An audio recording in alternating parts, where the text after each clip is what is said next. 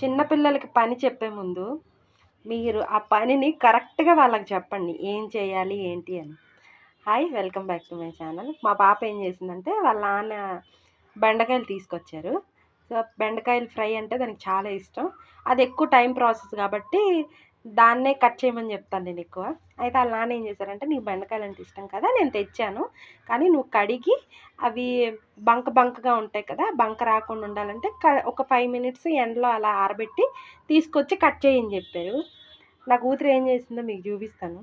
Literally నాకు నవ్వొస్తుంది. ముందుగానే చూసాను కాబట్టి, లేకపోతే వేస్ట్ అయిపోయుండు. సో, ఇప్పుడు మీకు టట్టడాయ్!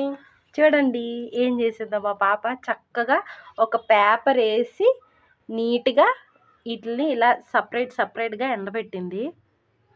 ఇవి ఇలా ఇప్పుడెళ్ళి చక్కగా ఆడుకుంటుంది చెల్లితోని అది. ఇంక ఈటిలి సంగతి మర్చిపోయింది. నేనొచ్చి చూసేసరికి ఇలా ఉన్నాయి ఇవి. అలా ఉంటదండి పిల్లలతోని.